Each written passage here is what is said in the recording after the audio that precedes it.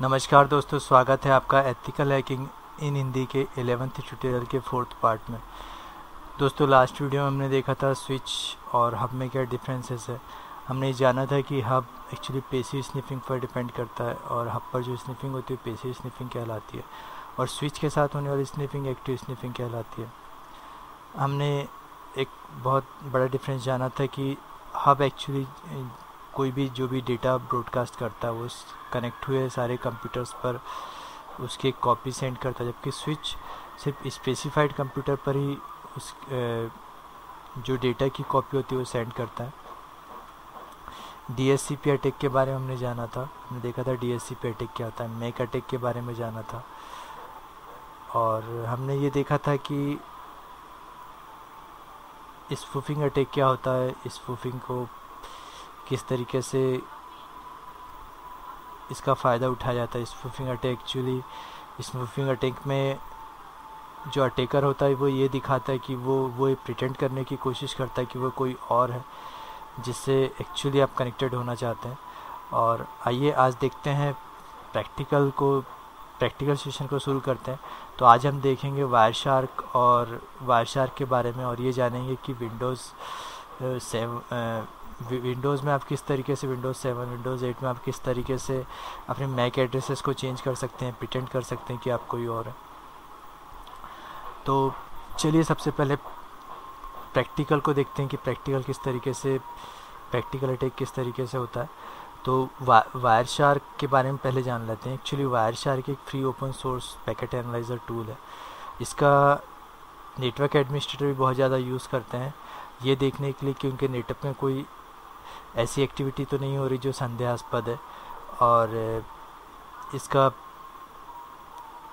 Black hat hacker या attacker भी ज़्यादा यूज़ करते हैं क्योंकि आपके पासवर्ड्स वगैरह को बहुत जल्दी स्नीप कर लेता है। ये इसका यूज़ जो होता है नेटवर्क ट्रबल शूटिंग के लिए, एनालिसिस के लिए, कम्युनिकेशन प्रोटोकॉल्स डेवलपमेंट और एजुकेशंस वगैरह में भी।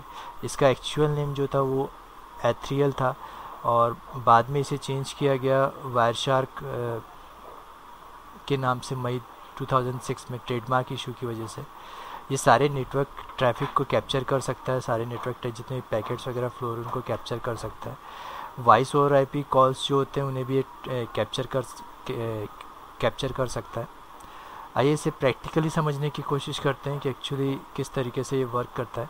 यहाँ आप देख सकते हैं एक वर्चुअल लैब में विंडोज़ XP डाला हुआ है। आपने अगर लैब क्रिएशन वाले वीडियोस देखे होंगे तो आप ये समझ चुके होंगे कि जब भी हम वर्चुअल लैब में कोई ऑपरेटिंग सिस्टम वगैरह डालते हैं तो वो एक्चुअली उसी तरह वर्क करता है जैसे कोई और PC वर्क करेगा। वर्चुअल बॉक्स या वर्चुअल मशीन के अंदर जितने भी आप ऑपरेटिंग सिस्टम्स अगर इंस्टॉल करते हैं एक्चुअली वो उसी तरीके से वर्क करते हैं जिस तरीके से ठीक वही तरीका जैसे स्विच में कोई दूसरा और कंप्यूटर कनेक्टेड हो। मींस उनके IP एड्रेसेस और उनके मैक एड्रेसेस वगैरह चेंज होंगे, अलग होंगे, डिफरेंट होंगे। तो चलिए एक प्रैक्टिकल करके देखते हैं। सबसे पहले आप यहाँ देख सकते हैं कि वायरशार्क को ओपन करके रखा हुआ है। ये ओपन है विंडोज़ 7 में और वर्चुअल लैब में यहाँ पर विंडोज़ XP रन किया हुआ है। यहाँ विंडोज़ XP में एक वेबसाइट ओपन करके रखी हुई है। इस वेबसाइट में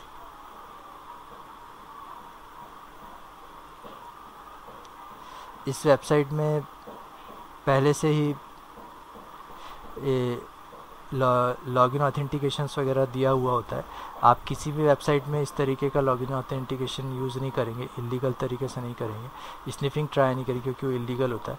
एक्चुअली इस वेबसाइट में दिया हुआ है कि यूज़र ID क्या यूज़ करनी है और पासवर्ड क्या यूज़ करना है। हमें सिर्फ इतना देखना है कि विंडोज़ 7 से विंडोज़ जो हमने वर्चुअल बॉक्स में ये जो XP डाल के रखा है इसका ID वगैरह नेटवर्क हमारा जो वायरशार्क है वो इसे कैप्चर करता है या नहीं। तो आप यहाँ देख सकते हैं, यहाँ दिया हुआ है user ID guest GUEST guest और पासवर्ड दिया है गेस्ट 123। तो हम वो भी डाल देते हैं गेस्ट 123 GUEST एंड 123। लॉगिन देते हैं। अब हम इसे मिनिमाइज़ कर देते हैं। माफ़ कीजिएगा, एक्चुअली वायरशार्क की कैप्चरिंग ऑन ही नहीं की थी। सबसे पहले आप कैप्चर में आएंगे, इंटरफेस में आएंगे और रियलटेक RTL ईथरनेट NIC जो है इसका कैप्चर स्टार्ट कर देंगे। आपको इतना ही करना है। उसके बाद जो भी आपके नेटवर्क में जितना भी डेटा फ्लो हो रहा होगा इसे कैप्चर करना शुरू कर देगा। तो अब हम वापस यहाँ पर आएंगे और यहाँ पर आके वापस से हम एक बार अपना यूज़र नेम और पासवर्ड वगैरह डालेंगे और ये देखेंगे कि ये इसे कैप्चर कर पाता है या नहीं। एक्चुअली लास्ट टाइम हम इसे ऑन करना ही भूल गए थे। तो GUEST गेस्ट और यहाँ पासवर्ड डाला हमने guest123 GUEST गेस्ट 123 और ये लॉगिन दिया। अब इसे मिनिमाइज़ कर दिया। अभी हम देखते हैं कितना कैप्चर हुआ है।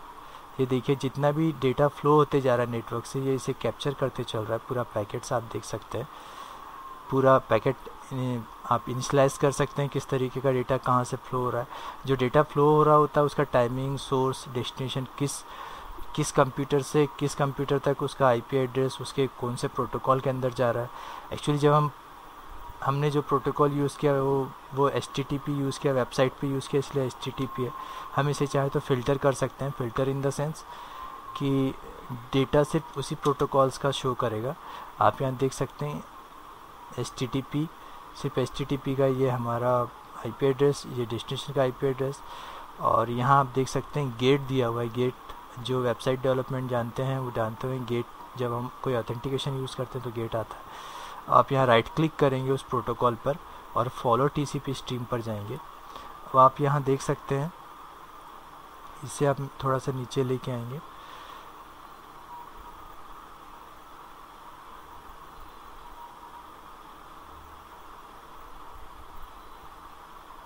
आप यहाँ देख सकते हैं, ये देख सकते हैं आप, you can log in as user ID guest and password guest 123। ये हमने किया था वर्चुअल लैब में, वर्चुअल लैब वाले PC में, और इसे विंडोज़ 7 में कैप्चर कर लिया गया। तो इस तरीके से नेटवर्क स्नीफर काम करता है। और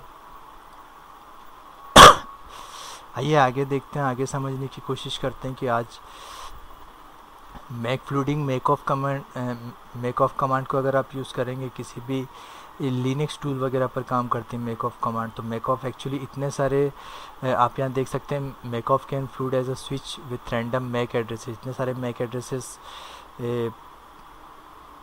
जनरेट करता है कि जो आपका जो केम टेबल होता है वो आपके स्विच को आपके हब में कन्वर्ट कर देता है। एक्चुअली 1,31,000 पर मैक एड्रेसेस पर मिनट ये जनरेट करता है। तो इतने ज़्यादा होते हैं कि उसे वो स्विच जो है, स्विच में जो मैक एड्रेसेस रखने की कैपेसिटी होती है वो एक्चुअली क्रैश हो जाता है नॉर्मल सिंपल वर्ड्स में कहें तो, और वो हब में कन्वर्ट हो जाता है।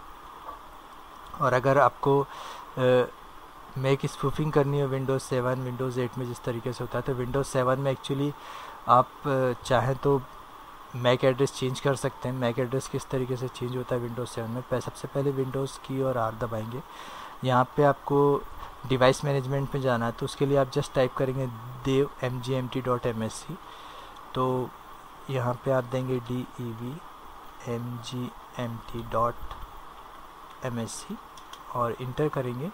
यहाँ इंटर करने के बाद आप देख सकते हैं Realtek RT family PC Ethernet NIC, और यही हमने यूज़ किया था स्नीफर में। तो यहाँ पे आप राइट क्लिक करेंगे और इसकी प्रॉपर्टीज़ में जाएंगे। प्रॉपर्टीज़ के बाद जाने के बाद आप एडवांस में जाएंगे, एडवांस टैब में।